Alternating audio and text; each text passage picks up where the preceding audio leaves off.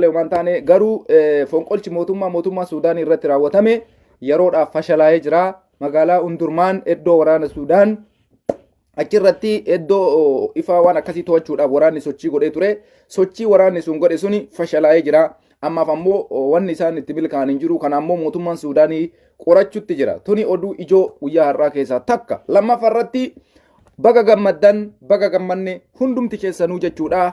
Daaqoon Daani'el Kibriit namichi jedhamu namni masgiidu Najjaash akka rukutamu adda durummaadhaan waraana Shaabiyaatiif karaa saaquudhaan masgiidu Najjaash rukuchiise. Masgiida naannoo Amaaraa keessatti masgiida 4 ibidda itti qabsiisuudhaan ummata Amaaraa kumaatamaan baasee iyyinya jechuudhaan masgiida keenya irratti dhiichisiise. Ameerikaan kokkee qabdee jirti jechuudha. Adda durummaadhaan galmee Abiyoot Kaasaayee Camadee keessatti Daani'el Kibriit wucci guddaa ministeriin Ameerikaa Antooni Blinken adda durummaadhaan himannaa OA himannaa cululuqaa irratti banuudhaan Daani'el Kibriit yeroo gabaabduu keessatti seeratti akka dhiyaatu hundumti keessan baga gammaddan baga gammannee isiniin jechuu barbaada. Sababiin isaa Daani'el Kibriit maal balleessee mootummaan Ameerikaa sadarkaa kanatti fiduu danda'e yoo ka jettan taate dheengadda haasawa godhee ture. Haasawa inni godhe keessatti seexaan andi gisee mooto boohala altanassaam jedhe. Nutis ummata Tigraay, ummata Oromoo, waraana adda bilisummaa Oromoo qulqulluu akkanaa kana zarii isaanii hin naaxfalleen inda sheexaan hin naaragaalleen mallisoo hin tanassaa jedhee naannoo Amaaraa Bahardaar keessa dhaabatee ummata Tigraay sanyii isaanii guutuu balleessine. Sheexaanni takka du'ee jira. Sheexaanni akka takka du'ee deebi'een kaane jedhe. Nutis jedhe ummanni Tigraay sheexaana. Ummata Tigraay sheexaana kana. Ummanni Oromoo waraana adda bilisummaa Oromoon qulqulluun sheexaana. Jara kana balleessinee guutuma isaanii sanyii isaanii lafarraa xuruurre akka sanyiin isaanii deebine goona jedhee dheengadda naannoo Amaaraa keessatti haasaa godhe. Mootummaan Ameerikaa haasaa isaa kana akkasumatti ummanni Tigraay dippiloomaasii gahaa qaba Oromoo akka kennaa miti. Tigraay qabsoo qawwee qofaa miti. Qabsoo dippiloomaasiitilleen sadarkaa guddaa irratti argama ummanni Tigraay hin beeytan jechuudha. Kanaaf haasaa Daani'el Kibriit akkasumatti mootummaa Ameerikaa qoc godhanii itti kennan mootummaan Ameerikaa gattaa Ameerikaan adda durummaadhaan himannaa irratti bantee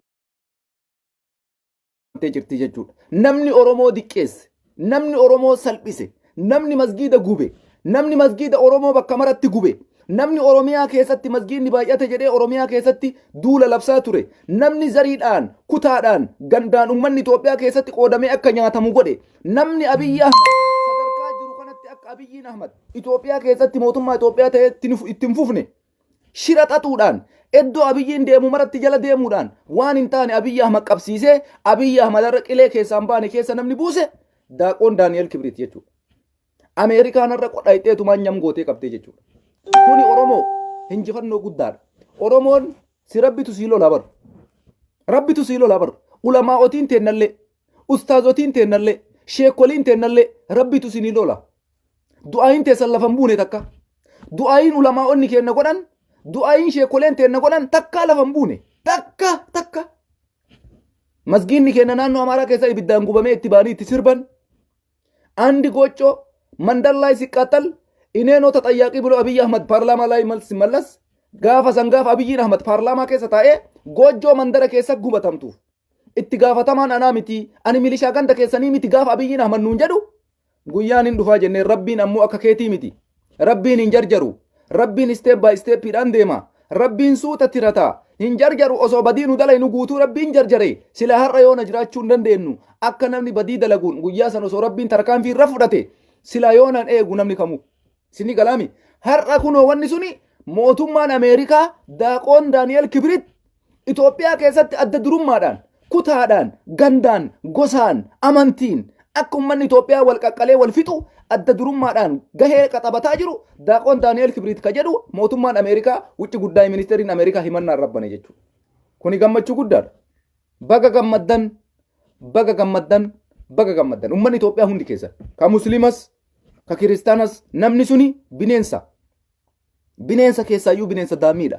Kanarraan ammoo xaqlaay ministeerii Abiyyi Ahmad nama jedhamu namni dogoggorsee sadarkaa kanarraan Abiyyi ga'ee Abiyyiin akka bineensaatiitti uummata Itoophiyaatiitti akka inni bineensa ta'u namni godhe Daani'el Kibriit.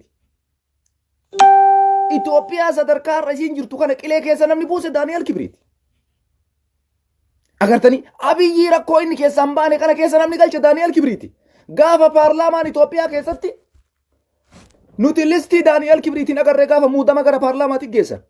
Yoo maal fiddanii taate malee daaqoon Daani'el Kibriit jechuun nama paarlaamaa kanaafis hin taane, nama Itoophiyaafis hin taane, nama kutaan nama qoodu, nama gandaan nama qoodu, nama amantiin nama qoodu, nama gosaan nama qoodu akkamitti fiddee paarlaamaa kana keessa fidda jedhee gaafa paarlaamaan Itoophiyaa Abiyyi Ahmad gaafii dhiyeessu, paarlaamaan Itoophiyaa yeroo sadi gaafa namicha sun kuffisu, Abiyyiin Ahmad deebisee muudama kenneefi har'a namichi suni Itoophiyaa qilee keessaan baane keessa galchee Oromoon lola, Amaaraan lola, Tigreen lola, Affaariin lola, Sumaaleen lola, biyyi sun har'a sadarkaa itti daqiiqaa takkaaf ummanni gadi ba'ee mana ol deebi'u dhabdee dippiloomaasiin Itoophiyaa caccabee barakataa'ee badee biyyi alaa irraa guutumaan guutuutti Itoophiyaan caccabdee baddee har'a Itoophiyaan sadarkaa biyya jedhamtee waamamturraa baddee Yugoslaaviyaa ta'uudhaaf biyya ciccittee biyya taatee gandatti goxitti kophatti akkuma Abiyyiin jedhan Bashaashaan biyya taatee, Aggaaroon biyya taatee, Shaashamanneen biyya taatee, Asallaan biyya taatee, magaalaadhaan akka uummanni zarii isaatiin wal qoodeetiin hin jiraatu.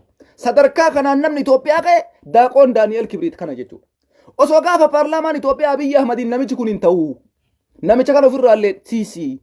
Paarlaamaa kanatti illee fiduun keessirrii miti. Namni kun nama masgiinni haa gubatu jedhee labsii labsaa ture. Nama amantiin kun haa badu jedhee labsii labsaa ture. Nama qeesiin Oromoo akkamitti afaan Oromootiin mazmuurii godha jedhee labsaa ture. Akkamitti nama kana biyyaaf taa jettee gara paarlaamaatiif fidda jedhee manni maree bakka bu'oota Itoophiyaa Abiyyi Ahmad mormii guddaa itti dhiyaasee anatu ajaja jechuudhaan Abiyyi Ahmad mata jabeenna isaan beeytanii waan an jedhe malee hin ta'u jechuudhaan daaqoon Daani'el Kibriit kana fuudhee paarlaamaa keessa galche jechuudha. Har'a wanti sun marti ummanni biyyaa keessaa dhukkuba qaba. Ummanni keenya ummanni muslimaa dimtsaachin isamaal jedhee gaafa Daani'el Kibriit kabeeta mangisti huxaa. Daani'el Kibriit bayigii qirab jedhee ummanni Itoophiyaa marti kaabaa kibbatti bahee ummanni Islaamaa bahaadhiyatti bahee sagalee isaa dhageessise isin hundaa oli Abiyyiin Ahmad nuun jedhe. Ani ummata Itoophiyaa hundaa oli. Ani ummata Islaamaa ummata amantii kiristaanaa Itoophiyaa keessa jiru hundaa oli. Ani seeraa oli nuun jedhe jechuudha Abiyyiin Ahmad. Sababiin isaa ummanni Itoophiyaa hundi hiriira bahee namni kun yakkamaadha. Mana murtiitti nuu dhiyaachuu qaba. Yakkaan nu gaafatamuu qaba jedhee gaafa ummanni Itoophiyaa bitaa mirgaa socho'ee sagalee isaa dhageessisu. Sagalee ummata kanaa namni ukkaamsee akka sagaleen ummata kanaan dhagaamne godhe Abiyyi Ahmad jechuudha. Biyyi teenna kaleessa eessa jirti har'a sadarkaa kamirra jira. Isinii galee kanaafi namicha santuuyyuu har'a Ameerikaan qat gootee isa qabde jechuudha. Namichi kun nama Ameerikaa jiraataa ture biyya deebi'eedha. Daaqoon Daani'el Kibriit kun. Maatiin isaa Ameerikaa jiraachuu danda'a. Malleen isaa guddaan Ameerikaa jiraachuu danda'a. Waan san amma duguuggaa sanyii har'a kaleessa dubbate san amma of duuba garagalee kottoonfatee waakkataa jira. Kottoonfatee ani ummata Tigraayiin hin jenne. Ani ummata Itoophiyaatiin hin jenne. Ani duguuggaa sanyii kalabsetti wayyaanee yoo taate bar. TPLF qofa yoo taate ilma namaatii bar. Namni hundi saabachuun qabu bar. Zarii isaa balleessee guutumatti akka zariin namaan jiraanne jedhee namni labsii duguuggaa namatti labsu waraana keessa dhaabatee mootummaa Itoophiyaa bulchuun walitti osoo dhiyaata qabu gorsaa xaqlaa ministeerii osoo ta'u waan hagas ga'u dalagee har'a Oromootiyya ummata keenya ummata Itoophiyaa baga gammaddan zaalimni kutaan ummata ciree gandaan ummata ciree amantiin ummata fixe masgiidun najjaash rukute masgiida naannoo Amaaraa keessa gubsiisaa ture har'a rabbiin harka dhiiraa isa buusee jira. Waan qabde gad hin dhiistu Ameerikaan waan qabde gad hin dhiistu anatu isiniin jee Abiyyi Ahmad kaleessa qabdee waxxarte har'a ammoo nama akka Abiyyiin Ahmad Itoophiyaa diiguudhaaf gahee olaanaa taphatu qulfii jechuudha Daani'el Kibriit. Abiyyi Ahmad akka inni mulumatti tabalaasha'ee badee kutaa kutatti ummata qoodee amantiidhaan amantiin ummata ciree gandaan ummata ciree ummata Tigraay Itoophiyaa mijanii keessaa baasanii ganaa ummata Oromoo kophatti baasanii ummata akkana nyaachise daaqoon Daani'el Kibriit. Kana ummanni Itoophiyaa marti ragaadha. Ummanni ulamaa'ota Itoophiyaa ragaadha. Qeesiin Itoophiyaa ragaadha. Argitee dachiin Itoophiyaa ragaadha. Ilmaan Oromoo har'a dhumaa jirtu naannoo Amaaraa keessatti ragaadha. Itoophiyaan har'a dippiloomaasiidhaan kufte ragaadha. Biyya san namni diigee Abiyyi Ahmad akka gorsaatitti ta'ee itti fufi jabaadhu balleessi ajjeesi dimixmaaxii dhayi hundee balleessi duuba gorii itti oofi ijoollee qeerroo jedhamu kana fidii shamsiisi ilmaan Oromoo walii qabii ficcisiisi. Gorsa kana dabarsee fi ijoolleen teennarra miidiyaa Tigraay irraa galgalaa ganamoonni isaan dubbatanii dalagaa daaqoon Daani'el Kibriit kana jechuudha. Har'a nama santuuyyuu dhufeetiin afaan Ameerikaa bu'ee jechuudha. alhamdulillahi rabbil alamin tahaftellee rabbitu nu tumsa garuu yoo abbaan tattaafate rabbiilleen irratti si tumsa yoo abbaan tirate rabbiilleen irratti si qarqaara yoo abbaan tattaafate rabbiillee si tumsa Tigraay har'a tattaafannaan jiraate beeka Tigraay har'a tattaafannaan jiraate osoo akka daaqoon Daani'el Kibriit sanyiin isaanii akka nafnetti ilmoon takkatti lafarraa xuruuruudha qabnaa jee bar sanyiin akka nafnetti ilmaan teenna dhalchinee qabnu jee jarri kun bineensa awreedha shayxaana jenneetiin ilmaan keenya barsiifne ittiin sodaachifne kokkoo jedhanii daa'ima sodaachisuu hin beeytanii kokkoo jedhanii halkan daa'ima ofii akkasin raffisa nam tokko kanaafi namicha bineensa kana rabbii yeroo gabaabdutti isa nyaachuudhaaf deema masgiinni Itoophiyaa keessatti gubsiise isa nyaachuudhaaf deema masgiinni Najjaashii Tigraay keessatti rukuchiise isa nyaachuudhaaf deema du'aayin ulamaa'ota teennaa isa nyaachuudhaaf deemti du'aayin sheekolee teennaa isa nyaachuudhaaf deemti guyyaa takkatti sheekoleen teenna bar qaama isaanii qulqulluu saniin du'aayii isaanii bareedduu saniin daqiiqaa takka qofa gatta'anii nurraa qabi jennaan hin qabanii bar mallasiin bar isaantu qabee bar mallasiin bar ulamaa'ota teennatu qabee bar gatta'anii jennaan daaqoonii tana laale guyyaa takkaan ulamaa'iin Itoophiyaa sa'atii takkatti qofa laale du'atanii qalbii isaanii qulqulluu saniin qalbii isaanii nagaa saniin du'aayii fashitti goonaan ciic godhan jechuudha har'allee du'aayii masantu dalagaa jira rabbiin fuudhee harka buusee jechuudha Ameerikaan har'a ibsa irratti baasee jirti namni biyya san diigaa jiru haasaa isaa keessatti namni akka biyyi sun nagaan argan akka ummanni Tigraay zariin takkattiin hin hafne sabboontonni Oromoo warri karaa waaqoo guutuu qabate akka nafne maqaa shanee jedhutti moggaasanii lafarraa nu xuruuruudhaaf lafarraa nu dhabamsiisuudhaaf warra akka Taayyee bitatanii warra akka Shimallis bitatanii warra akka Abiyyi bitatanii warra akka Addisuu Araggaa bitatanii warra akka Alamuu Simee bitatanii jaroota kannii waliin lafarraa nu dhabamsiisuudhaaf waadaa walii seenanii nutti gadi bayan jechuudha. Harkaa fashalaa'ee jira. Wanni takka wanni isaanii tasaa akka hin jiru. Wanni isaan argatan takka hin jiru. Wanni isaanii galma geetu takka illee hin jirtu. Parsantii 100% isinitti himaa kana. Kanaafi baga gammaddan isiniin jechuu barbaada. Tokko oduun gammachuu kana jechuudha. Lammata Itoophiyaa irra mootummaan Ameerikaa bifa haarawaan qoqqophii kaayee jira. Kanaan dura akka meeshaa waraanaa Itoophiyaatti hin gurguramne godhee jira. Amma ammoo biyyoonni michooma Itoophiyaa qaban Ameerikaa qaban jechuudha. Akka meeshaa waraanaa Itoophiyaatti hin godhamne kuni qoqqophiidha. Kunis qoqqophii salphaadha. Akka kana caalu dhufaa jira. Torbee sadiitu kennameefi araara Tigraay kana keessatti nageeta Abiyyiin hin buusaaf hin buusu gadi taa'ee tasgabbii godhaaf hin godhu dubbii daaqoon Daani'el Kibriit jedheen kana qabatee ummata Tigraay zarii guutuu balleessee dhabamsiisuudhaaf Abiyyiin Ahmad itti duula ummata Oromoo zarii guutuu dhabamsiisuudhaaf Abiyyiin Ahmad itti duulaafi marii Ameerikaan godhi jetteen kana gattaa'ee godhaa torbee sadii keessatti adda baati jechuudha. Yoo kana dide hoo tarkaanfii biraatti dhufa. Tarkaanfii biraa ka dhufu walumaan laaluu dandeenya. Waan Ameerikaan gootu I don't know. Kanarraan malleen Itoophiyaan Ameerikaa keessaa baastu warri Ameerikaa taa'ee Abiyyiidhaaf zafatu miidiyaawwan akka isaatii namoota jajjaboo Daani'el Kibriitii walitti dhiyeenya qaban Tigraay irratti dalaguu jira. Dippiloomaasiin uummata Tigraay. Koffii isaan nyaachisu jiran. Hundi isaanii amma booda namni sochii takka godhu hin jiru. Ameerikaa keessa ijoollee ofii kaayatanii ilmaan isaanii Ameerikaa keessa guuranii kuni marti harka forjidii ta'uudhaaf torbee sadi qofatu kaayamee jechuudha. Torbee sadiin kana keessatti lakki Abiyyiin hin araaramu. Nagayaan buusu. Waraana adda bilisummaa Oromoo waliinis waraana Tigraay waliinis akkuma jenne san zarii jara balleessinee zarii teenna bakka buufna jedhanii yoo ka deeman taate zarii namaa kabaddu teettee laaltu Ameerikaan. Addunyaanis teettee laaltu. Jarri sunis ammoo haga jariin isaanii baddu ta'anii hin laalan jechuudha. Uummanni Tigraay kaleessallee akka zariin isaanii hin banneef tattaafataa ture. Uummanni Oromoo kaleessallee har'allee akka zariin teenna fiixaan teenna hin banneef tattaafachaa jirra. Bineeyyiin bulguun kuni sanyii Oromoo dhayattu ilmaan waaqoo guutuu lafarraa dhabamsiifne ilmaan himmiyyeetiin bakka buufnaa jedhan. Ummata Tigraay sabboonummaa qabu qabsaa'aa lafarraa dhabamsiifne ummata himmiyyeetiin bakka buufnaa jedhan. Kuni wayitaatiire hin taatu. Hin taatu. Oromoonis kanan ayyamu Tigraayis kanan ayyamu. Kaleessa ayyamuu dinnaan baatii 9 baatii 10 guutuu waraana Shaabiyaa dura dhaabate diroonii Imireet Arabii dura dhaabate taankii fi baankii Abiyyii dura dhaabate amma boodas wanni isaan fiduu danda'a akka hin jiru. Abbaa haqaati rabbitu tumsa. Nuufis rabbitu tumsa. Ummata Tigraay ka jarri guutuu isaa lafarraa dhabamsiifnee fidnee guutumatti balleessinee Tigraayin bakka buunee Tigraay teenna jennee fudhannaa. Ummanni Tigraay akka nafne goona Daani'el Kibriit jedha san abadan suni waan danda'amu miti. Suni tasumallee tasum inumaa yaadamoonni akkasii. Sakandii takkaaf akkasii hasabuun irra hin jira. Oromoonis kaleessa waggaa 150 afaan keenna haasaa aadaa keenna fudhadhaa afaan keenya qofaan dubbadhaa amaarifa maleen haasa'inaa amantii keessan jedhanii osoo akkasitti nu dararan osoo hayyuu keenya ajjeesan osoo goota keenya ajjeesan osoo artistii keenya ajjeesan sadarkaa har'a irra jirru kana geenne jechuudha. Har'as ammoo abdiin murannu qabsoon Oromoo itti fufa. Oromoon kaleessallee harkaan kennine boriis harkaan kennu duguuggaa sanyii isaan nurra raawwachuudhaaf deeman nin qolanna. Lafee ilmaan teennaatiin jiraatte Oromiyaan kaleessallee har'as hin jiraachifna. Oromoon ilma baay'ee dhalche. Oromoon goota baay'ee dhalche. Goonni Oromoon dhalche tokkoof lamaa miti. Goonni Oromoon dhalche takkaaf lamaa miti. Oromoon miiliyoona 60 san keessa miliyoonni 10 Oromoo qalbii qabdu Oromiyaadhaaf halkanii guyyaa dalaydu jira jechuudha. Kanaaf wanni sun hin ta'u kana torbee sadi keessatti waan Ameerikaan gootuun laallaa Tigraay gara isaatii qophaa'ee jira. Kallattii kamiinuu Abiyyiin Ahmaditti dhufe ofirraa qolachuudhaaf duguuggaa sanyii Tigraay hin jarri balleessiyan akka hin banneef qophii qaban. Oromoo ati hoo qophaayaa jirta? Qophaayaa jirta qophaaye.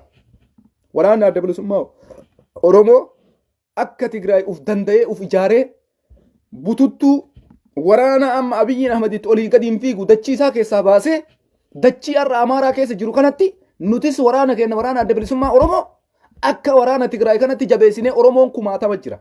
Oromoon miiliyoonaan jira. Jara kana sallabsiifnee akkasitti lubbuudhaan jiraachuudhaaf duguuggaa sanyii nurra raawwatamaa jiru qolachuudhaaf tokkummaan dhaabachuun tokkummaan tumsuun alaaf keessatti dippiloomaasiidhaalleen hayyoonni kenna doktoroonni kenna profeesaroonni kenna addunyaa waliin miidiyaa addunyaa waliin ergaa ummata kennaaf addunyaadhaaf akka dabarsitan waamicha isinii dhiyeessinaa jechuudha. Amma ammoo waan addisii haarawaa amma ta'aa jirutti deemna. Eega waan biltsiginnaa irraa kana dubbanne waan haarawaa amma ta'aa jiru jaal gullicha dheengee jechuudha. Jaal gullichi dheengee qabsoo karaa nagayaa geggeessaa jedhanii gara biyyaa galanii jiranii. Qabsoo karaa nagayaa kaleessa gaafa mootummaan gaafateen didee jaal gullichi dheengee har'a ammoo bilisoomaa jira. Karaa nagaatiin godhaa qabsoo jarri kun ilmaan Oromooti. Ilmaan Oromoo osoo aangorra jiru maaliif rakkoo finnaa ka jedhu haasaa godhan kaleessa OBN irratti. Haasaa gara fuulduraatitti dhufuufis haasaa qopheessinee jirra. Amma ammoo haasaa jaal gullichi dheengee waggaa tokko dura godhan Abiyyi Ahmad irratti gurraan dhageeffadhaa biltsiginnaa na jala teettanillee Ibrahim Yusuf dhageeffadhu anatu quba si keessa kaaye dhageeffadhu wasak ilma immiyyee dhageeffadha isinii banaa haasaa inni haasa'u kana in dhageeffattan hundi keessan sababiin isaa haasofni isaa kakaleessa waa'ee haasofni isaa kakalee waa'ee maaliiti waa'ee ilmaan Oromootti biyya bulchaa jira ka jedhu dubbate jaal gullichi jechuudha. Har'a hoo maaltu jira? Kaleessa jaal gullichi maal jedhe? Gaafii wayita gaafatamu isin maaliif galuu diddanii? Namni aangoo harkaa qabu ilmaan Oromooti. Ilmaan Oromoo gizee biyya bulchitutti isin maaltu biyyatti deebuu isin dhoorgaa? Jedhamee wayita gaafiin gaafatamuuf jaal gullichi dheengee jedhee kolfee deebii inni deebise kana walumaan dhageeffanna. Nuti girrisaadha. Nuti Oromoodha. Kaleessa dogoggora kee osoo sirreeffatin osoo waan baateef galmaan hin gahiyyoo galte waan ati kaleessa goote lafuma sii kenna jechuudha. Har'aaf taayyeen qabatee olii gadiin si fiiguu yoo ta'es waan kaleessa dubbatte dhageeffadha warri biltsiginnaarree dhageeffadha. Gullichi dheengee kaleessa maal jedhe waa'ee Abiyyi Ahmad irratti. Gullicha mee nani sin gaafadha gaafiidhuma mataa ko ammalaa uummanni mataa keessanii maqaa waboo kan jedhamu iddoo hundatti seera ala hidhamee dararamaa jira.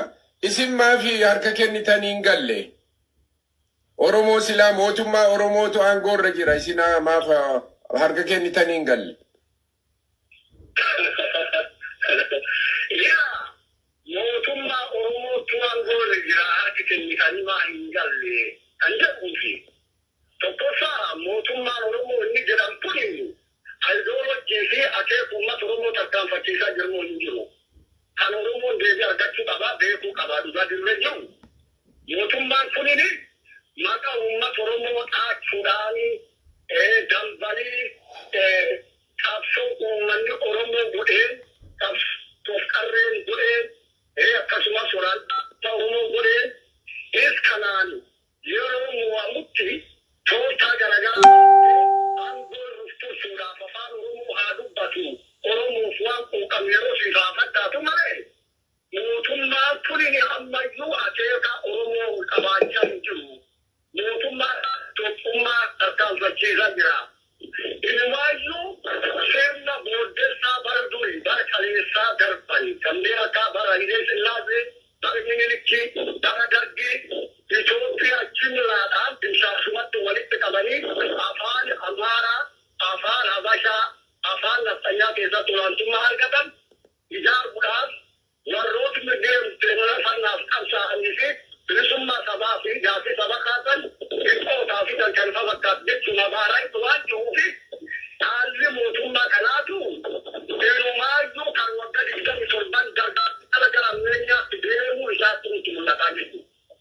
kenna tani ba ngalle ummanni oromoo isaaniif jedhe du'aa jira isaaniif jecha gamaa jira jechuun uummata oromoo jecha gamaa hin jiru uummata oromoo gabrummaa jiruu fi ummanni gabrummaa jira haga gabrummaa kan irraa dhufee kuteessa keessa bahutti hidhamuun ni jiraati ajjeefamuunis ni jiraati sabab kennaaf hidhamee sabab kennaaf qaanamee sabab kennaaf ajjeefamee Wali, magbotan bigdan torba hulta ko sabab kenna bajjefame. Ummato oromoo jaarrata ko wala ka asilo to ajjetta sanan bisuudhaaf qabsoofne.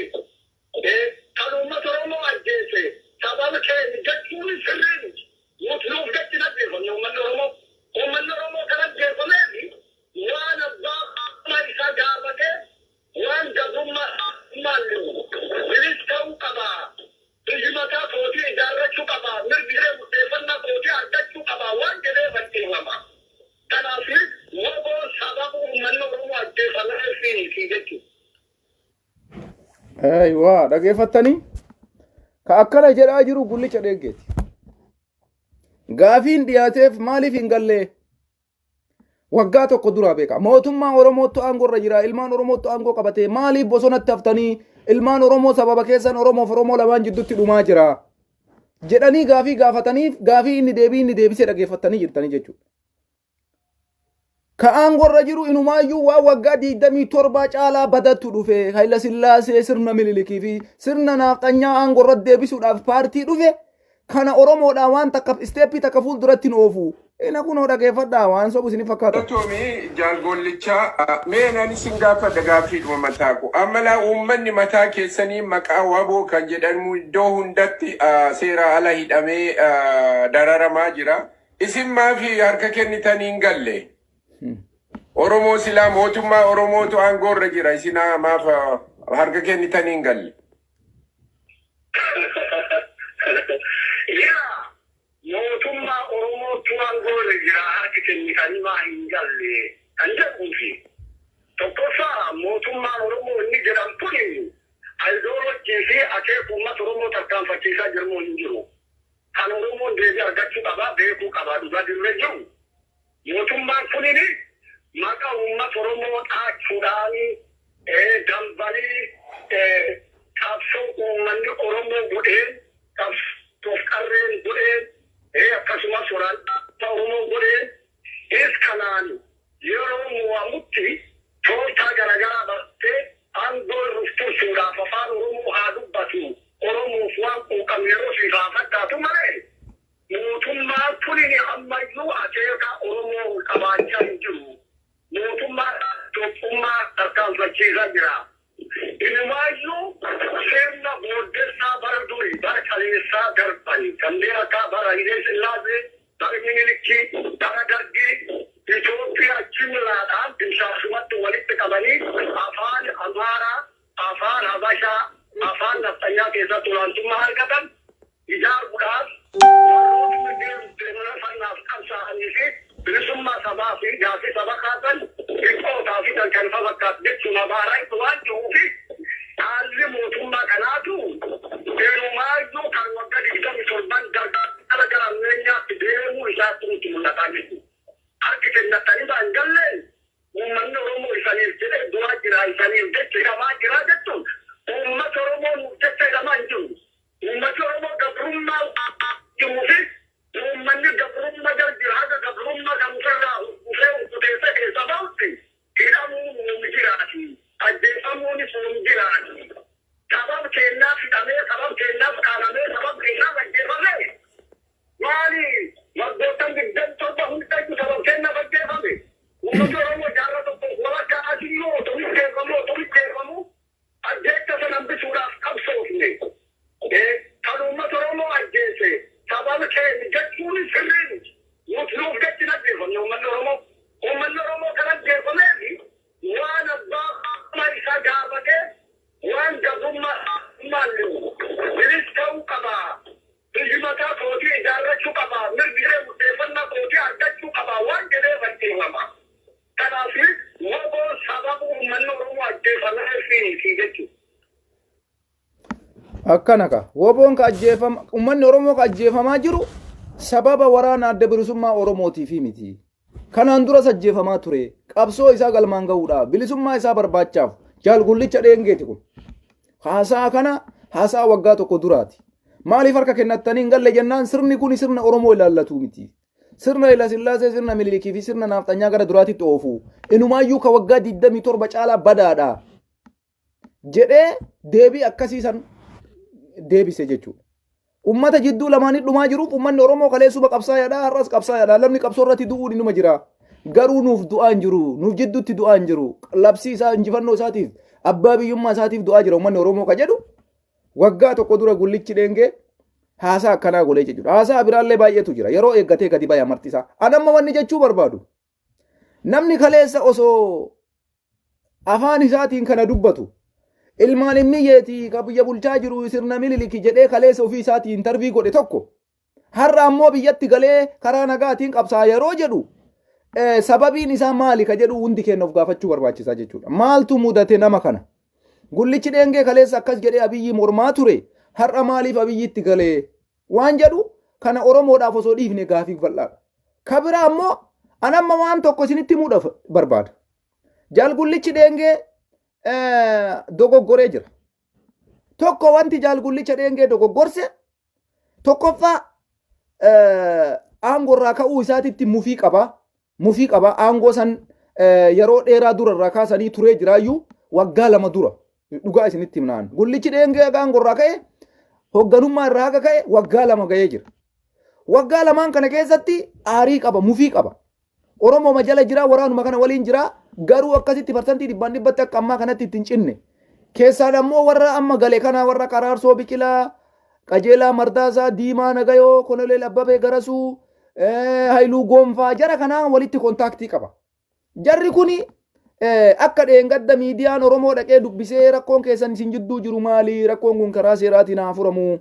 Maali jedhaniitiin gaafii baasanii maali rakkoon isin mudate jaalgullicha jedhee miidiyaan waamee dhiyeessee fi rakkoon na mudate ana rakkoo aangooti. Aangoon irraa kaasanii fonqolchan irra godhanii osoo ani quba hin qabne fonqolchanatti godhanii. Fonqolchan irra geggeessanii aangoo irraa na buusanii. Ammoo san qofaa miti informeeshinii natti hin kennanii, oduu natti hin kennanii. Ijoollee waraanaa duraan na jala jirtu guutuu na jalaa garagalchanii, ijoolleen naan ajajamanii, waraana takka of jalaan qabu. Jedhee komii hagana ga'u dheengadda miidiyaa Oromoo irratti dubbate jechuudha.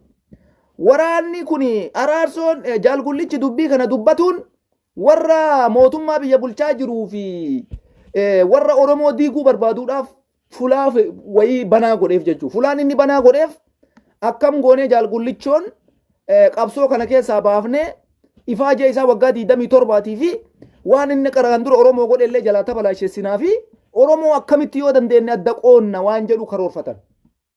Ummata Oromoo ummatuma Oromoo jaarraa duubaa san se'an ummatuma yeroo akka Haayile Sillaaseetitti yaadu, ummata Oromoo ummatuma yeroo akka Minilikitti yaadu, ummata Oromoo yeroo akka Mallasitti yaaduu fi wanni har'a yaadnuu fi wanni yeroo Mallas wal adda beeka.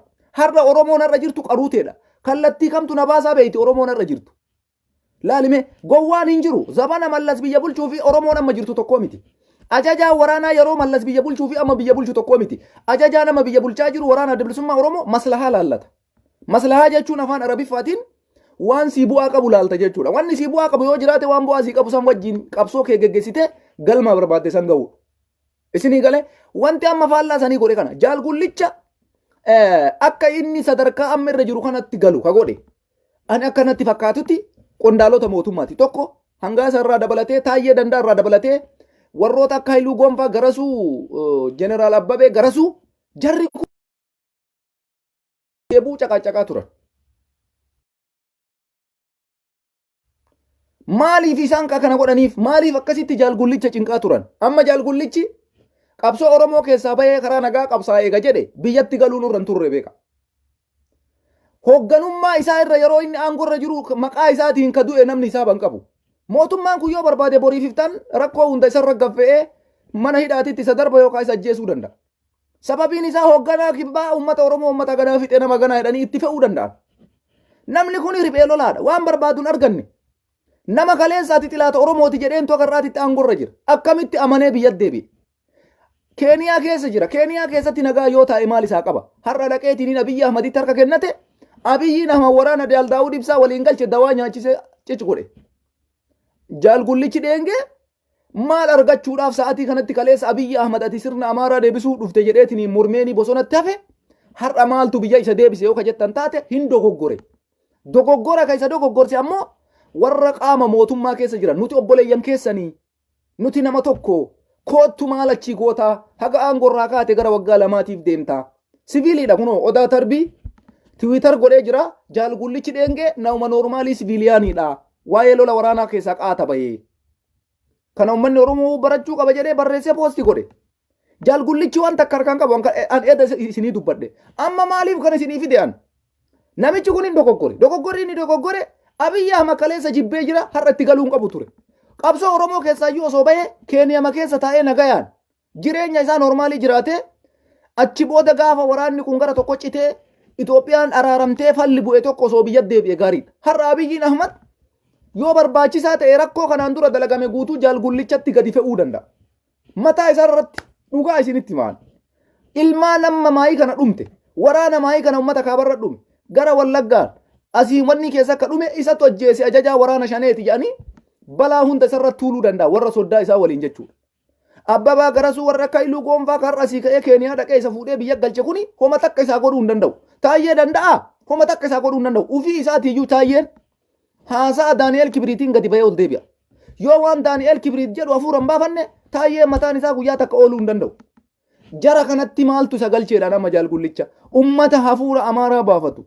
Ummata guutumaan guututti aadaa Amaaraa fudhate. Ummata guutumaan guututti Oromiyaa Amaarummaa dhaalchisaa jiru kanatti akkamitti gala qabsaayaan umrii isaa guutuu waggaa 27 waggaa 28 saba kanaa bosona ture akkamitti ka'ee biyya deebi'een irra deebi'ee isiniin jedha dogoggora guddaa dalage. Ufirratti dogoggora dalage malee Oromoo irratti miti. Ila lagalaame ufii isaa irratti dogoggora dalage. Shimallis Abdiisaa lubbuuf waa takka dubbachuu hin danda'u. Gullichi nama taayyee danda'a waa'ee sirna Amaaraa malee waan biraan dubbanne kanatu lubbuu kiyya nama raaraa. Haayiluu Goonfaa Garasuuf atu har'a fuudhanii nagalchanii lubbuuti yaa bu'aa naa qaba jedhee yoo ka dogoggoruu taate kana waliin agarramee waan isa godhan hin argitan gara fuulduraatitti. Rakkoo waraana adda bilisummaa maqaa waraana adda bilisummaa Oromootiin dalagame. Hunda isaa yoo isarratti gadi fe'anii nama kana yakkamaa isa godhanii yeroo dhiyootti waa isan godhin mee maal jedha kana quba qabaadha. Waan biraatiif isan galchine. Bu'aa biraallee akka inni hin qabne hin beekan waraana keessa akka inni bahee hin beekan aangorraa akka inni ka'e hin beekan har'a jarri wanni galchaniif nyaachuudhaaf galchan. Ajjeesumaaf galchite malee jaalgullichi dheengee waraana wayii harkaa qabaatee waraana wayiitiin isaa galaafi miti. Amma waan tokko waan asirratti isin akka waraana adda bilisummaa Oromoo biraan naageettan barbaadu ijoollee dhukaasaa bakakkoo warra jaalgullicha dheengee waliin mootummatti galuudhaaf karoorfate keessaa jarri kun tokko dhukaasaan bakakkoo viidiyoo irratti hin agarre akkuma waliin agarre san jechuudha.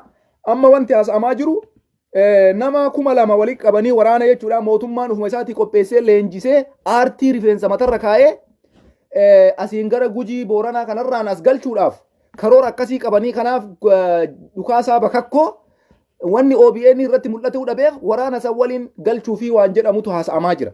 Amma asirratti maal jechuu barbaada yoo dhukaasaa bakakkootiin qunnamtii ka qabaattan taate waraana adda bilisummaa Oromoo jechuudha nama san akka hin galle dhaqqabaa jiran. Ani waan irraa hir'isaa fi miti ufuma isaatiifuyyuu jiraachuu hin danda'u jarri kun haa dhaqqabamanii. Wallaahi ulfinnaan jiraachuu yoo barbaadde ijoolleen galuu eddan sun an dhugaa isinitti maan. Yeroo biyya san keessatti yoo isinarra harka keessa waraana qabaattanii nama takka ta'ee nama lama ta'ee Abiyyi Ahmaditti dabalamtan. Yoo isinillee ajjeesuu baatan borumtumaa faannoo Amaaraa keessa isin fidan naannoo Amaaraa. Ani kana qabatamatti sitti mala jiraachuudhaaf hin galtan waan biraati. Yoo jarana marumallee hagana gowwoomattan Oromoon qabsoo keessan kakalee isaatiif isin gabacha. Dhukaasaa bakakkoo. Yoo akka tasaa ta'ee harka kadiireetti hin kennatin. Yoo akka tasaa ta'ee akka jaalgullicha dheengee kadiiree harka hin bu'in uf duuba deebi'uuf gama aggamisiin jedhaan. Carraa jiraachuu argachuudhaaf hin teessu. Oromollee miidhuu hin dandeessu.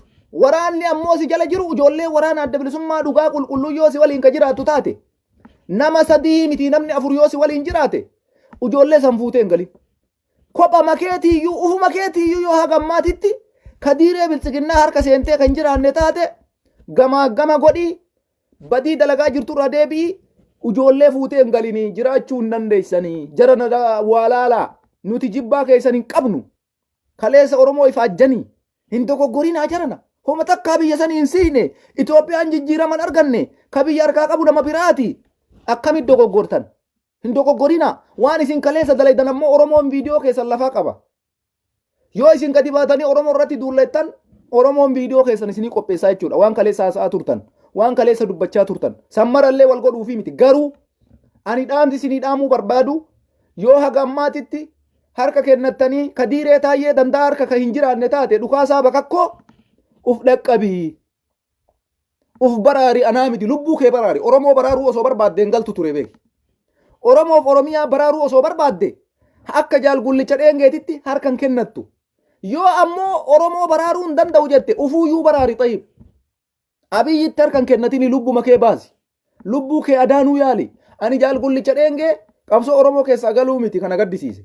Dhaqee xilaata kanatti harka kennachuu. Hin jiraataaf hin jiraatu isaa beeka hin beeku. Xayyib maal godhaa gale? Hogganni waraana adda bilisummaa Oromoo guyyaa kaleessaa qofa waraana harcaatuu Abiyyiin Ahmad erge. Nama meeqa harka samitti ol qabee ati eessaa dhufte jedhee intarvii godhaa jira. Waraana meeqa booji'ee guyyaa makaleessa gullichi dheengee maal harkaa qaba? Dhukaasaan bakakkoo maal harkaa qaba? Harka qullaa galanii lubbuu ofiititti qalladuudha kun jira. Lubbuu teessaniin hin ashoofinaa yaa hoggantoota waraana adda bilisummaa Oromoo. Isin kaleessa hoggansarra turtan haa xiqqaatu haa guddatu ajaja keessaniin namni ajaja keessan fudhatee nama ajjeese isin jala guutee jira. Hoggantoota waraanaa waan taataniif. Har'a ammoo cim jetteetuma yoo galtu akkasumas si dhiisan si fakkaata. Haayiluun Goonfaa si baraaruu hin danda'u. Wallaahi Shimallis si baraaruu hin danda'u anatu sitti himaa. Shimallis Abdiisaa mootummaa naannoo Oromiyaatiin amma Oromiyaa keessatti namni isaa oli aangoo qabu jira yoo caffee taate malee Shimallis baraaruu hin danda'u gullicha. Ani isinitti hima jala sarari Shimallis lubbuu fi baraaruu hin dandeenye. Taayyeen danda'a lubbuu fi si baraaruu hin dandeenye. Oromiyaadhaaf dubbachuu hin danda'u. Kitaaba inni baasee agartanii seenaa bareeda lafa kaatee bara. Kitaaba shanee jedhu baase ajaa'iba goote taayye akka Oromoon seenaa ati irratti dalayneen daganne qoca gootee lafa nuu keette. Bravo! Akkanaa kana barbaadna kunoo. Ka sirritti fudhate sirna amaarummaa nam akka taayyee danda'a kana barbaada Oromoon. Amaarummaa isaa gadi fageenyaan cululuisee ka fudhate akka taayyee kanatti. Seenaa isaallee lafa kaate kitaabni isaa suni lubbuudhaan yoo taayee yenneen du'e bara baraanii yaadataa jechuudha. Sababiin isaa warra sirna amaaraatitti Oromoo gurguratee Oromoo irratti duule keessaa taayyeen danda'a adda durummaadhaan achi kaayama jechuudha. Taarika Oromoo keessatti seenaan akkana barraa'ee kutaa jira. Kanaafi gullicha dogoggore harka taayyee danda'a bu'ee jira. Harka Shimallis Abdiisaa bu'ee jira. Harka Daani'eel Kibriit bu'ee jira jaalgullichi. Amma booda wanni inni bu'aa buusuu danda'u hin jiru. Lubbuu isaatiinuu maaltu sarra gayaa ka jedhu cinqamaa jirra. Ka biraa ammoo warri waraanni jarri walitti qabanii gara Gujii Booranaatitti galchuudhaaf itti yaadaa jiran suni waraana eenyuuti laata? Dhukaasaa bakakkoo. Yoo galte yoo hin galiin uf dhaqqabi.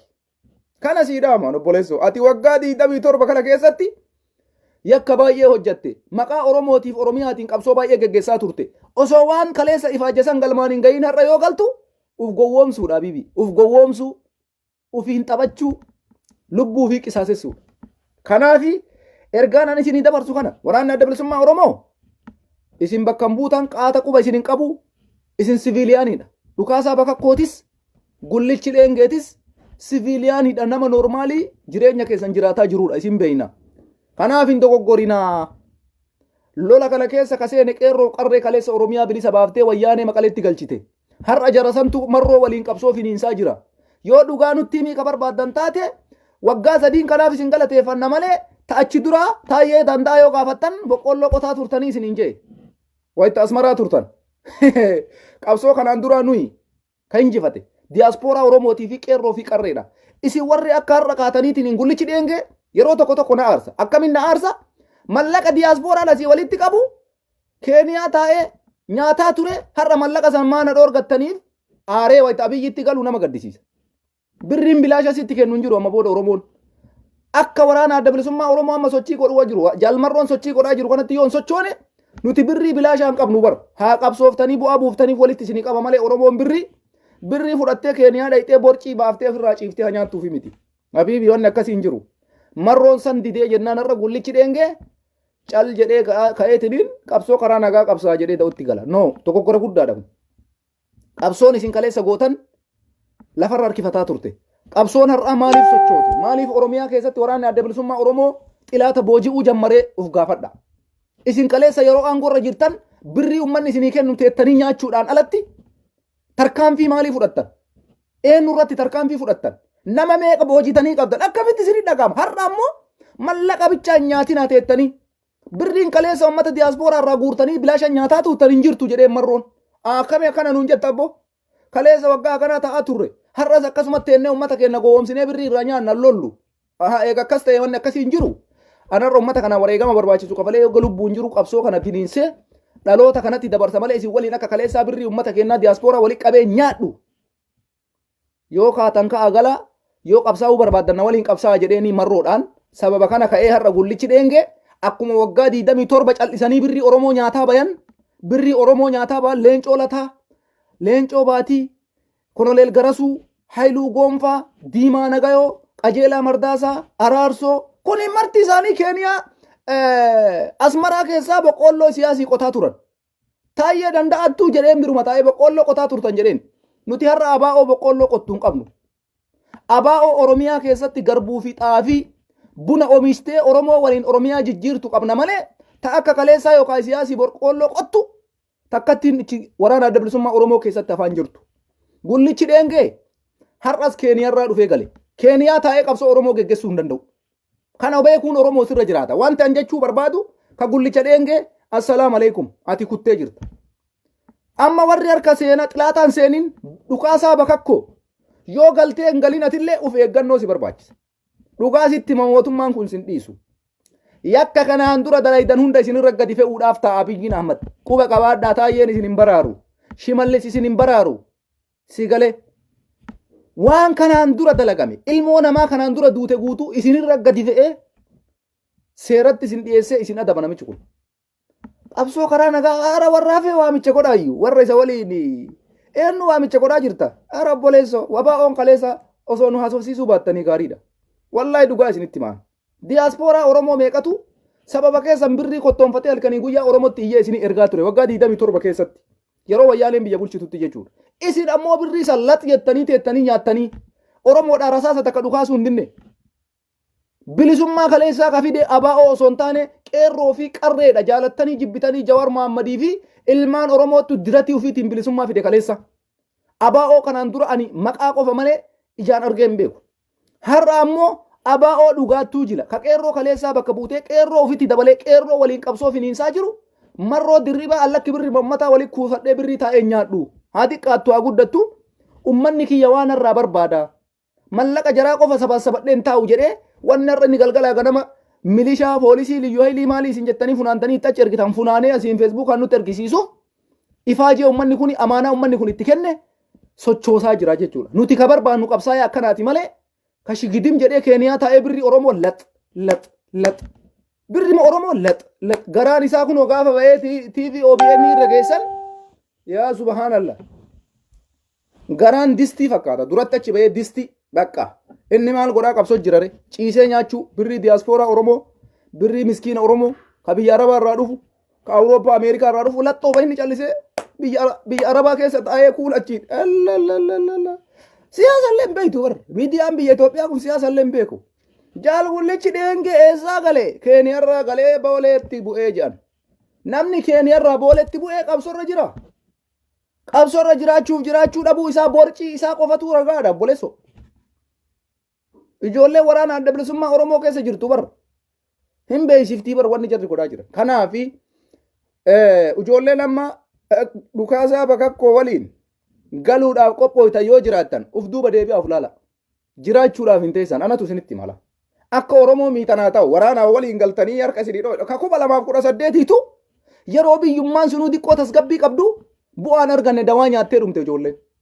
Isin har'a yeroo Abiyyi Ahmad ilma Oromoo haadha jalaa mucaa tokkocha fuudhee mucaa tokkocha haati qabdu haadha jalaa fuudhee Tigraayitti ergutti qabsoo karaa lagaa qabsaa'uudhaaf waraana kiyya fudhadhee gala jettu naannoo Amaaraa deemee Allamaaxaa fi lafa Tigraay keessatti du'aa jettee murteessitee galaa jirta malee Abiyyiin Ahmad hoteela sin teessisu anatu sitti hima. Si galee warra ammoo ajajoota ijoollee kanaa isin ummata isin duratti seeratti isin dhiyeessa Abiyyiin kana quba qabaadha. Ijoollee isin fuutanii galtanii ammoo halkan takkatti osoo hin bulchin Tigraayitti erga Abiyyiin halkan takka bulchumee fuudhaa galchaa ijoollee fudhadhaa galaame halkan takka osoo hin bulchin naannoo Tigraayitti deemti ijoolleen sun achitti dhumuudhaaf jechuudha. Kanaaf gullichi dheengee dogoggora guddaa seenaa jalaa bahuu hin dandeenye dalagee anamma qabsoo kennamiidhaaf miti ijoolleen isa waliin galaa jirtan yoo ka jiraattan taate mootummaan kun shira xaxuudhaan beekamaa jaal Dhukaasaa Bakakkoo yoo harka taayyee danda'a buutee jiraatte atillee kuttee yoo harka taayyee danda'a hin bu'in uf baraariin ergaa Profeesar Ahmad Cululleeti. Obiibii nummiitu uf baraari. Nummiitu uf baraari aangorraa nakaaftanii birrii Oromoo waggaa 27 ciisee laxxoobaa ba'ee ammallee ciisee birrii Oromoo laxxoobaa marroo maana tuuxee odaa tarbii maana tuuxee jaalmi'oo maana tuuxee cibraa soddon booruu maana tuuxeen hin jiru habiibii onni akkasi. Oromoon har'a nama qabatamaa waa itti argisiisee waa godha malee akka waggaa 27 boqqolloo siyaasii qotaa baatanii nuti abaa'oodha jettanii har'a Oromiyaa addaan diiguudhaaf fiidan kana kuni fudhatama hin qabu. Sirreeffachuu isinirra jira. Qabsoo kaleessa dhugaa yoo walitti himne ifaajee kennaan dhufe. Tigraay namni cabse abaa'oo miti jaalattee jibbite. Tigraay namni injifate qeerroo fi qarree Oromooti diyaaspooraadha Jawaar Mohammad fa'a. Sababiin isaa isin yeroo sanitti abaa'oo jenna malee waraana takka injifattanii hin beektan. Mee waraana boocitan naa fida. Waggaa 27 dabre keessatti viidiyoo mataa kanaa baasame. Xayyib lolaa turtaniimi. Oromoolleen isinuma qarqaaraa tureemi. Xayyib nama lama naa fidame. Waraanni ammaa guyyarraa booji'ee nutti argisiisaa jira. Isin yeroo keessaniititti mee waan gootan nutti fidaa viidiyoo. Hin jiru jechuudha.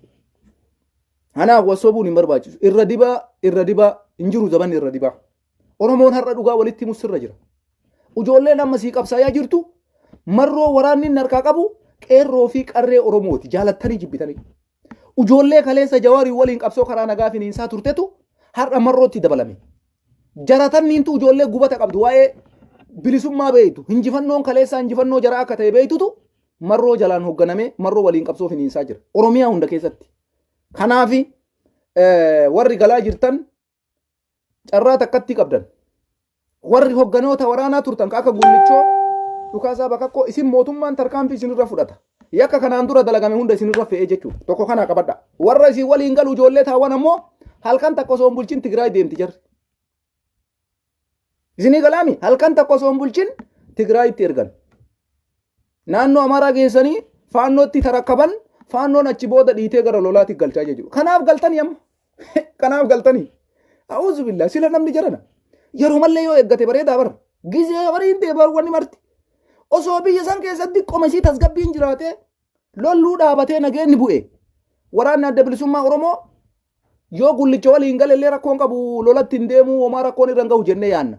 Waraanni kuni har'a akka Finfinneetti gadi bu'ee yoo Gullicha waraana qabatee gale nama 10 yoo ta'e 10 sun borumtumaa Tigraay jirti. Ani isinitti maka. Kanaaf hin dogoggoraa kana ga'uun dalaginaa. Oromoo miinaa. Oromoo addaan diinaa. Qabsoo Oromoo hamilee cabsinaa abadan. Qabsoon Oromoo osoo hamileen cabe gaafa Hacaaluun du'u hamileen caba. Qabsoo Oromoo osoo hamileen cabe gaafa Jawaar hidhame hamileen caba. Qabsoo Oromoo osoo hamileen cabe gaafa Hayilee Fidaa addabaabayii irratti fannisan hamileen caba. Itti fufa. Abbaan fedhe Oromoo yoo gane abbaan fedhe an qabsoo kana keessaa bahee yoo jedhee garaa isaatiif jecha garaan isaa borciin narraa hir'ataaf yoo komatee gale borcii sirraa hir'atuuf jecha qabsoon Oromoo taakkuu takka of duuban deebi'u jechuudha. Bakka garaa kiyya hir'ataaf yoo taate qabsoo Oromoo kaleessallee ati kateettee nyaataa turte mallaqa uummataati malee maqaa qabsoo sanii uffattee gogaa qabsoo waraana adda bilisummaa Oromoo uffattee jala teettee Oromoo laamishessaa turte malee qabsoon goone jechuudha. Borciin kiyya maanarraa hir'ataaf warri kaatanii galaa jirtan mee akka itti borciin keessan isin dabalamuun laallama. Mee waan isin namiyyi mootummaa kana waliin fiddan isin laallaga. Qabsoo karaa nagaa isin mootummaa kana waliin gootan isin laallaga. Kanuma isiniin jenna waan dura dalaydan hunda yoo isin Oromoo irraa taa'uu diddan yoo isin Oromoo irratti duultan yoo isin Oromoo tuquu dhiistan isin hin tuynu yoo isin ammoo Oromoo irratti duula bantan waan isin dalaydan hunda zafaazafnee gad isinii baafna jechuudha. Kanaaf nun tuqina. Akkuma galtaniin qabsoo karaa nagaa geggeessaa Oromoo irraa gura. Namni isinitti ajamu hin jiru isinillee nun tuqinaa nutis isin hin tuynu qabsoo karaa nagaa keessan oofadhaa duula Oromoo irratti duultan dhaabbadha. Warra amma galaa jirtan jechuudha. Gullicha dheengee Dhukaasaa Bakakkoo isin lamaan namni galuudhaaf qophaa'e. Gullichi galee jira. Dhukaasaa Bakakkoo Guji Boorana keessaa waraana nama 2-3 wayii walitti qabee footoodhaan mul'isaa waraana ganaa galchina jedhanii ofiillee itti dabalanii hagana nama 2000 takkaa guutanii ummata Oromoo ittiin gowwoomsuudhaaf karoora qopheeffamee jira. Kuni fashalaa'uudha qaba lafa jala. Odaa Tarbii, Jaalgullicha, Jaalmarroon, ajajoonni waraana adda bilisummaa Oromoo gola kam keessaayyuu jirtan waraana kana shira inni xaxaa jiru atattamaan miidiyaa baastanii ummata Oromoo biraan akka geettan waamicha isinii dhiyeessina. Injifannoon kun ummata Oromooti. Abbaan fedhe Oromoo yoo gane qabsoon Oromoo itti fufti. Abbaan fedhe galee yoo Amaarummaa yookaan paartii Amaaraa fudhate qabsoon Oromoo itti fufa. Uf duuboonni deebisuun jiru Jawaartuu fixee bara. Qabsoo Oromoo tana namni lama yoo hafe galma geetti jee. Waadaa dhabu akkam heeran. Namni lama qabsoo Oromoo keessatti yoo hafe lamaan santu galmaan ga'a jedhee bar Jawaar. Ana ajjeesuudhaan qabsoo Oromoo laamsheessuu hin dandeessan jedhe. Ana hidhuudhaan qabsoo Oromoo laamsheessuu hin dandeessan jedhe. Dhugaan jirtu tanaan liqimsi gullicha dheengee. Ati galteef qabsoon Oromoo si waliin hin galle. Ati galteef bilisummaan hin galle. Bilisummaan har'as Oromoodhaaf fagoo jirti. Kanaaf Oromoon gullichooti gale malee gaafiin keessi hin deebine. Gullichooti gale malee injifannoon hin galle. Gullichooti gale malee qabsoon kee bakkatti hin deebine. Kanaaf nama laalinii akka Jaalmarroon siin jedhe hojii isaa laali. Bifa namaan laalinii hojii isaa laali. Oromoon kaleessa qabsaa'ota baay'ee qabdi. Maqaa yoo sii dha'e ka fixuu hin dandeenye. Jeneraal Kamaal Galchuu fa'a ture kaleessa.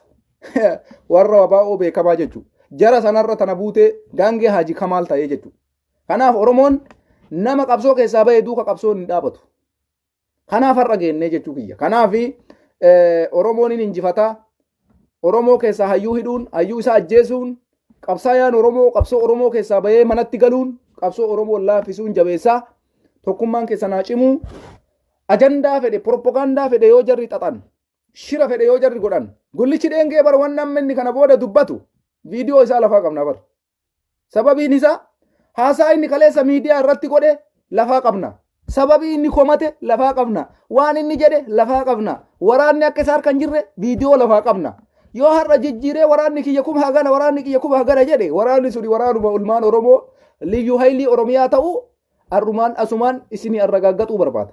Asumaan parsantii dhibbaan dhibbatti akka gullicho dheengee fi dhukaasaa bakka harka waraanni nam tokko hin jirre asumaan isinitti himuu barbaada.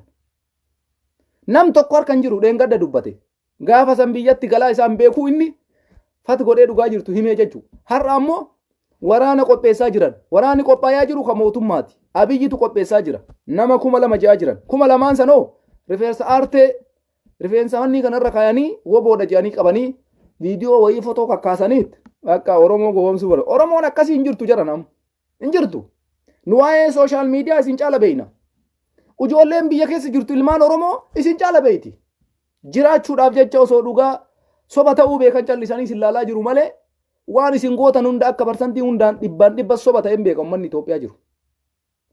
Garuu nuti isin harkatti fashaleessuudhaaf halkanii guyyaa jirra feesbuuka kanarra. Bilaashatti asirran ta'e nu bara. Oromootti dhugaa jirtu tak goonee addaan baafnee garaa isii uummata keenyatti himuudhaaf asirra jirra. Kana booda amma booda uummata Oromoo sobuu hin dandeessan. Gullichi dheengee haasaa isaa lafaa qabna. Mee waan isin borii fiftaan isa gootan laallaa. Waraana isin isa waliin galchitan laallaa. Nama meeqa akka isin fiddan laallaa. Kana waraanni adda bilisummaa Oromoo biyya keessa jirtanillee fashaleessutu sinirra jira. Miidiyaa Oromootiin gayaa. OMN dhaan gayaa. Sinii gala. Hayyoota Oromootiin gayaa. Kanaafi nin fashaleessina shira biltsiginnaan deemaa ni jirtu abadan.